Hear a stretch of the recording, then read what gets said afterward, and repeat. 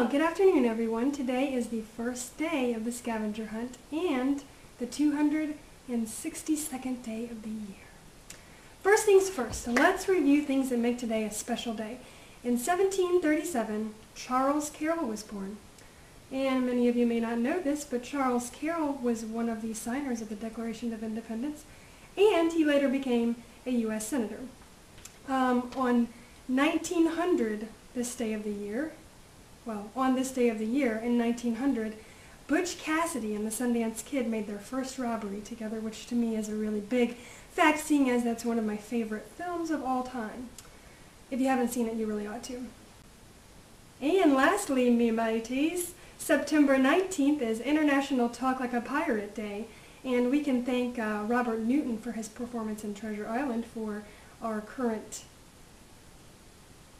standard pirate accent, which really is a Dorset-based accent, which is where he was from.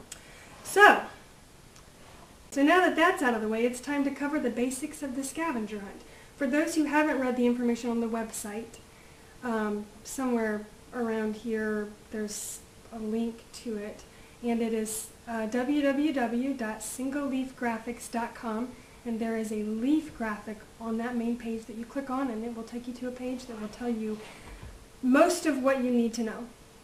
So, this is the single leaf, and leaf stands for Look Everywhere Around Fayetteville Scavenger Hunt. And here is how it works. I give you a clue on a video once a week, and this video will be posted at the blog, which there's a link. I don't know which way it is, but it's singleleafgraphics.wordpress.com, and so the video will be posted there, and you watch the video, and that's where you get the clue. There's also a link on my website, which we talked about before, on that page. And so basically you get the clue, then you try to solve it, and once you solve it, you go and you find the object that I have hidden. This week's clue is actually a 3-step hunt for the big kickoff, and so the first clue will lead you to a place where there will be a second clue. The second clue will lead you to a place where there will be a third clue, and the third clue will lead you to the object. And the object that you are going to be trying to find is actually a leaf-shaped door pull. And this week it's in a Ziploc bag with a business card in there that will give you the contact information you need to redeem your prize. In this week's hunt, there will be envelopes at the location, and the envelope will contain the next clue. If the seal in the envelope is broken, it's going to be pretty obvious that you're not the first person that got there. There's also instructions on that to leave the clue where you found it, which is so that if somebody comes behind you, they can get the second clue and continue on with the hunt. So that's basically how it's going to work. It seemed like there was something else I was going to say about the envelopes and them being sealed, but I don't remember. Okay, so at the end you have the little, it's about this big, drawer pull, which is like a cabinet knob, you would pull on.